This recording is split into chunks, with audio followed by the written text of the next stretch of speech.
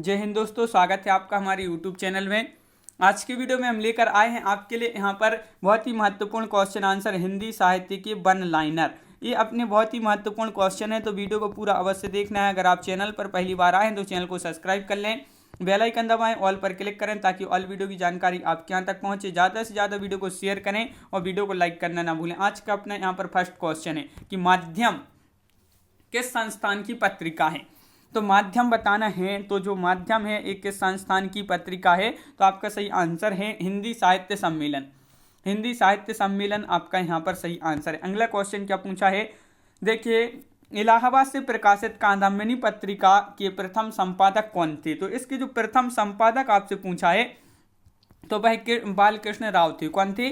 बालकृष्ण राव, यानी कि आपका यहाँ पर बालकृष्ण राव राइट आंसर होगा। अगला क्वेश्चन क्या है, पासंग नामक कहानी संग्रह के रचनाकार कौन है। तो इसकी रचनाकार आपके लिए यहाँ पर बताना है कौन है इसके रचनाकार। तो पासंग नामक कहानी संग्रह के रचनाकार हैं आपके यहाँ पर मेहरुन्निसा परवेज, आपका यहाँ पर सही आंसर है।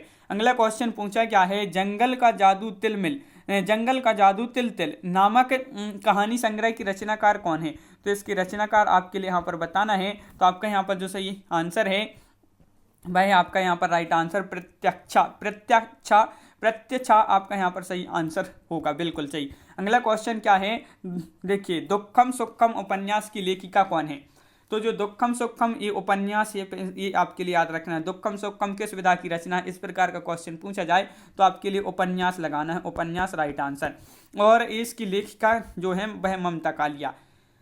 अगला क्वेश्चन है कि संसद से सड़क तक कविता संग्रह के रचनाकार कौन है। संसद से सड़क तक, तो संसद से सड़क तक जो है आपका यहाँ पर राइट आंसर होगा धूमिल इसके रचनाकार हैं। तो धूमिल आपका यहाँ पर राइट आंसर है, बिल्कुल सही। अगला क्वेश्चन क्या पूछा है, यहाँ पर पूछा है कि बाबूलाल तेली की नाक नामक कहानी के रचनाकार कौन है। तो इस एक कहानी है और इसके रचनाकार जो हैं कहानी के वह कौन है। तो आपका यहाँ पर सही आंसर होगा, इसके रचनाकार हैं स्वयं प्रकाश। कौन है? स्वयं प्रकाश आपका यहाँ पर सही आंसर। अकेला पलाश और सम्रांगण उपन्यास किस महिला उपन्यासकार की रचना है। तो ये महिला उपन्यासकार की रचना है ये। तो ये जो है किसकी है, आपका राइट आंसर है मेहरुन्निसा परवेज, आपका सही आंसर होगा, बिल्कुल सही। यहाँ पर अगला क्वेश्चन क्या है, हम सफरनामा किस के द्वारा रचित रेखा चित्र संग्रह। तो ये आपके लिए याद रखना, ये क्या है, रेखा चित्र है। क्या है? रेखा चित्र है। और किसके द्वारा रचित है ये पूछा है, तो आपका सही आंसर है स्वयं प्रकाश आपका यहाँ पर राइट आंसर होगा। अगला क्वेश्चन क्या पूछा गया है, तुलसीदास चंदन घिसें शीर्षक रचना के लेखक कौन है। शीर्षक रचना के जो लेखक हैं कि तुलसीदास चंदन घिसें शीर्षक रचना के जो लेखक हरिशंकर परसाई, आपका यहाँ पर सही आंसर है। हरिशंकर परसाई राइट आंसर है, बिल्कुल सही राइट आंसर बताया। अगला क्वेश्चन यहाँ पर पूछा है कि रेहन पर रघुहू किसका उपन्यास है। ये उपन्यास बताना है, ये उपन्यास किसका है। तो आपका यहाँ पर सही आंसर है, ये उपन्यास किसका है। तो काशीनाथ से है, आपका यहाँ पर सही आंसर है। काशीनाथ से जिन्होंने बताया उनका राइट आंसर यहाँ पर है। अगला क्वेश्चन यहाँ पर पूछा है, मानवी काव्य संग्रह की रचयिता कौन है। तो मानवी जो काव्य संग्रह है और इसके जो रचयिता है वह कौन है, आपके लिए रचयिता बताना है। तो आपका यहाँ पर सही आंसर होगा, इसके जो रचयिता है मानवी काव्य संग्रह की गोपाल सिंह नेपाली हैं। कौन है? गोपाल सिंह नेपाली, आपका यहाँ पर सही आंसर है, बिल्कुल सही। अगला क्वेश्चन है, कोमल गंधार नाटक की रचनाकार कौन है। तो कोमल गंधार नाटक की रचनाकार आपके लिए यहाँ पर बताना है।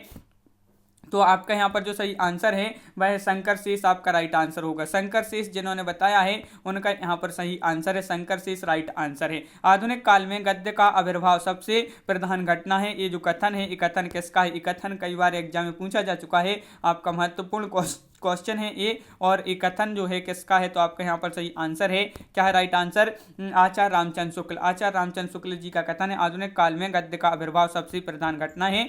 और अगला क्वेश्चन है, नैया बिच नदिया डूबती जाए किसकी उक्ति है। उक्ति बताना है, ये उक्ति किसकी है। तो आपका यहाँ पर सही आंसर है, क्या है राइट आंसर। तो आपका बिल्कुल सही आंसर है कबीर आपका यहाँ पर सही आंसर है। कबीर जिन्होंने बताया है उनका यहाँ पर सही आंसर है, बिल्कुल सही, कबीर राइट आंसर है। जिंदगी नामा किसकी कृति है। जिंदगी नामा ये जो रचना है वह किसकी है। तो आपका सही आंसर है कृष्णा सोबती आपका यहाँ पर सही आंसर है। कृष्णा सोबती जिन्होंने बताया है उनका यहाँ पर सही आंसर है, बिल्कुल सही, कृष्णा सोबती राइट आंसर है। तो हमारे लिए किसकी कृति है, तुम्हारे लिए ये कृति किसकी है, ये बताना है आपके लिए। तुम्हारे लिए ये कृति है किसकी, तो आपका यहाँ पर सही आंसर होगा, क्या होगा राइट आंसर, हिमांशु जोशी। हिमांशु जोशी आपका यहाँ पर राइट आंसर होगा, हिमांशु जोशी। नए साहित्य का सौंदर्य शास्त्र की रचनाकार कौन है, नए साहित्य का सौंदर्य साहित्य नए साहित्य का सौंदर्य शास्त्र, ये रचना किसकी है, इसके रचनाकार कौन है, तो मुक्तिबोध। मुक्तिबोध आपका यहाँ पर सही आंसर है, बिल्कुल सही, मुक्तिबोध राइट आंसर। ओ करुणा की शांत कछार किसकी पंक्ति है, ओ करुणा की शांत कछार, ये जो पंक्ति है, पंक्ति बताना है, ये पंक्ति किसकी है, तो आपका यहाँ पर सही आंसर है, क्या है राइट आंसर, आपका सही आंसर है जयशंकर प्रसाद। जयशंकर प्रसाद आपका यहाँ पर सही आंसर है, बिल्कुल सही, जयशंकर प्रसाद राइट आंसर है। अगला क्वेश्चन है, वज्र बुली शब्द का प्रयोग जो है सर्वप्रथम किसने किया, यहाँ पर ब्रजबुली लिखा है आपका, ब्रजबुली जो शब्द है इसका सर्वप्रथम प्रयोग जो किया है वह क्या है, किसने, बंगाली कवि ईश्वर चंद्र गुप्त, इन्होंने इस शब्द का सर्वप्रथम प्रयोग किया है। कामायनी को फैंटेसी माना है, किसने माना है, ये आपके लिए बताना है।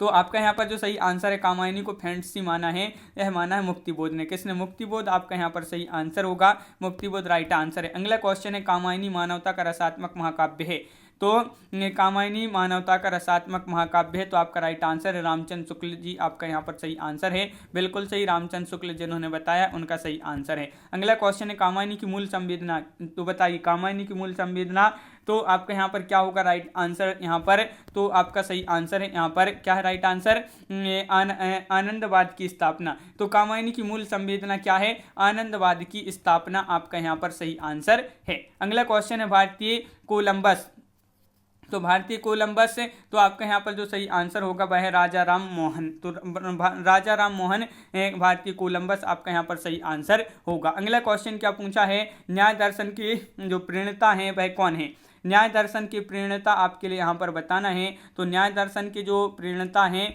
वह कौन है, तो आपका सही आंसर यहाँ पर है, क्या है राइट आंसर, महर्षि गौतम, जिन्होंने न्याय सूत्रों की रचना की है, इन्होंने न्याय सूत्रों की रचना की। अगर आपसे पूछा जाए न्याय सूत्रों की रचना किसने की है, तो महर्षि गौतम ने, और न्याय दर्शन के प्रणेता कौन है, महर्षि गौतम है। अगला क्वेश्चन क्या पूछा गया है,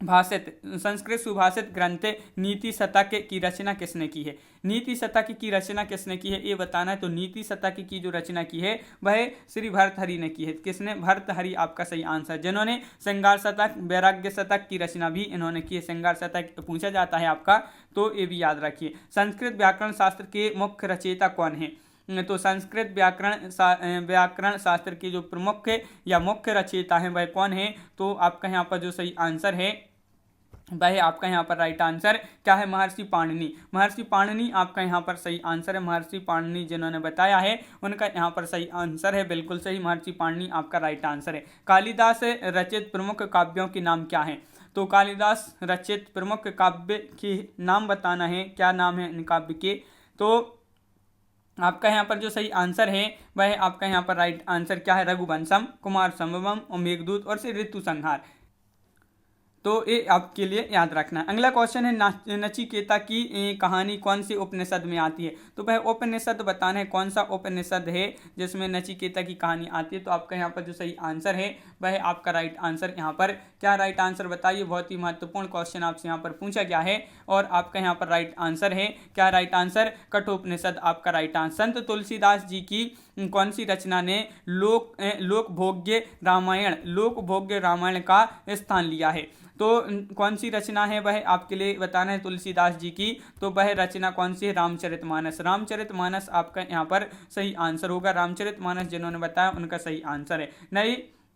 नए कवियों का गोरखनाथ किसको कहा जाता है, तो ये आपके लिए बताना है, नए कवियों का गोरखनाथ जो कहा जाता है ये किसको कहा जाता है। चार विकल्प यहाँ पर नहीं दिए गए, वन लाइनर अपनी क्वेश्चन है, और आपका सही आंसर है सूर्यकांत त्रिपाठी निराला जी को कहा जाता है नए कवियों का गोरखनाथ। अगला क्वेश्चन क्या है, वाद विवाद संवाद पुस्तक के लेखक कौन है, ये पुस्तक आपकी बहुत ही महत्वपूर्ण यहाँ पर क्वेश्चन पूछा है, वाद विवाद और संवाद, इसके जो लेखक हैं वह कौन है, तो आपका सही आंसर है नामवर सिंह। नामवर सिंह आपका यहाँ पर सही आंसर है, नामवर सिंह जिन्होंने बताया उनका सही आंसर यहाँ पर। प्रेमचंद को सर्वप्रथम उपन्यास सम्राट किसने कहा था, प्रेमचंद्र को सर्वप्रथम उपन्यास सम्राट जो कहा था वह किसने कहा था, कौन थे वह? तो आपका यहाँ पर जो सही आंसर है वह थे कौन? तो आपका यहाँ पर राइट आंसर बिल्कुल सही शरत चंद्र चट्टोपाध्याय आपका यहाँ पर सही आंसर है, बिल्कुल सही। यहाँ पर शरत चंद्र चट्टोपाध्याय राइट आंसर है। प्रेमचंद को कबीर के बाद हिंदी का सबसे बड़ा व्यंग्यकार किसने कहा था? प्रेमचंद को कहा था कबीर के बाद हिंदी का सबसे बड़ा व्यंग्यकार, तो किसने कहा था? कहा था रामविलास शर्मा ने। किसने? रामविलास शर्मा आपका यहाँ पर सही आंसर है। साकेत की जीवनवादी काव्य, साकेत को जो है, जो साकेत है इसको जीवनवादी काव्य किसने कहा है? साकेत को जीवनवादी काव्य किसने कहा है? तो डॉक्टर नगेंद्र, आधुनिक हिंदी कवि, ये जो है आपका यहाँ पर सही आंसर है डॉक्टर नगेंद्र। अगला क्वेश्चन है किस कविता को बैठे ठाले का धंधा कहा गया है? तो वह कविता आपके लिए बताना है, तो वह है प्रयोगवाद। प्रयोगवाद को जो है बैठे ठाले का धंधा कहा गया है। अगला क्वेश्चन क्या पूछा गया है? किस कवि को आधुनिक हिंदी साहित्य का बापू कहा गया है? तो आधुनिक हिंदी साहित्य का क्या कहा गया है? बापू। तो किसको कहा गया है? तो आपका यहाँ पर जो सही आंसर है वह कहा गया है सिया राम शरण गुप्त को। किसको? सिया राम शरण गुप्त आपका यहाँ पर सही आंसर है। अगला क्वेश्चन है कला संसार को बदलने के लिए नारा किस साहित्य आंदोलन ने दिया? तो बताना है, तो आपका सही आंसर है प्रगतिवाद। प्रगतिवाद साहित्य जो है आंदोलन ने यह नारा दिया है। अगला क्वेश्चन है प्रयोग कलात्मक अनुभव का क्षण है, ये कथन किसका है? ये कथन आपका कई बार पूछा जा चुका है कि प्रयोग कलात्मक अनुभव का क्षण है, कथन है किसका? रघुवीर सहाय का।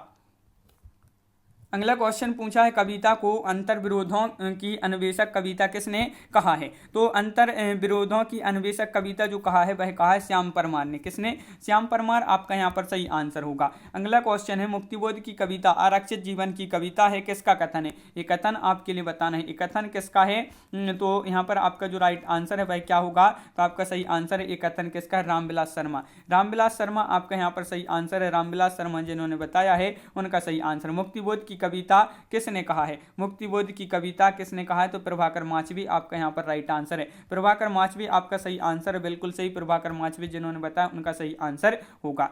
अगला क्वेश्चन है मुक्तिबोध का काव्य निषेध का निषेध है, यह कथन मुक्तिबोध संदर्भ में किसने कहा? तो मुक्तिबोध के संदर्भ में एक कथन कहा गया है और किसने कहा है? नामवर से। नामवर से आपका यहाँ पर सही आंसर है, बिल्कुल सही। अगला क्वेश्चन क्या पूछा गया है? छायावाद को मूलतः शक्ति काव्य किस आलोचक ने माना है? तो शक्ति काव्य माना है छायावाद को, तो किसने माना है ये आपके लिए बताना है। तो आपका यहाँ पर सही आंसर है वह माना है रामस्वरूप चतुर्वेदी ने। किसने? रामस्वरूप चतुर्वेदी आपका यहाँ पर सही आंसर है। अगला क्वेश्चन है छायावाद वस्तुवाद रहस्यवाद के बीच की कड़ी है, कथन किसका है? ये कथन बताना है, ये कथन किसका है? तो आपका यहाँ पर जो सही आंसर होगा, सही आंसर आपका यहाँ पर जो है वह क्या है? तो वह है आपका यहाँ पर गंगा प्रसाद पांडे आपका यहाँ पर सही आंसर है। इन्होंने छायावाद वस्तुवाद रहस्यवाद के बीच की कड़ी है। छायावाद जो है वस्तुवाद रहस्यवाद के बीच की कड़ी है, कथन गंगा प्रसाद पांडे का है। अगला क्वेश्चन है क्या है? छायावाद स्थूल के प्रति सूक्ष्म का विद्रोह, ये कथन किसका है? ये कथन जो है आपका बहुत ही महत्वपूर्ण कथन है, क्योंकि ये कई बार आपका एग्जाम में पूछा जा चुका ये कथन है कि छायावाद स्थूल के प्रति सूक्ष्म का विद्रोह, ये जो कथन है डॉक्टर नगेंद्र का है। किसका? नगेंद्र आपका सही आंसर है। हिंदी भाषी जनता के प्रतिनिधि कवि निसंदेह गुप्त जी हैं, ये कथन किसका है? हिंदी भाषी जनता की प्रतिनिधि कवि निसंदेह गुप्त जी हैं, ये कथन है आचार्य रामचंद्र शुक्ल का। राइट आंसर यहाँ पर होगा, तो बिल्कुल सही। यहाँ पर अपनी बहुत ही महत्वपूर्ण क्वेश्चन कंप्लीट हुए हैं। कैसा लगा ये वीडियो आप कमेंट में जरूर बताएं, और अगर आप चैनल पर पहली बार आए हैं तो चैनल को सब्सक्राइब कर लें, बेल आइकन दबाएं, ऑल पर क्लिक करें ताकि ऑल वीडियो की जानकारी आपके यहाँ तक पहुँचे। ज़्यादा से ज़्यादा वीडियो को शेयर करें और वीडियो को लाइक करना ना भूलें, तो वीडियो को लाइक अवश्य कर लें सभी लोग। तो आज की वीडियो में बस इतना ही। सभी के लिए बहुत बहुत धन्यवाद। सभी के लिए जय हिंद।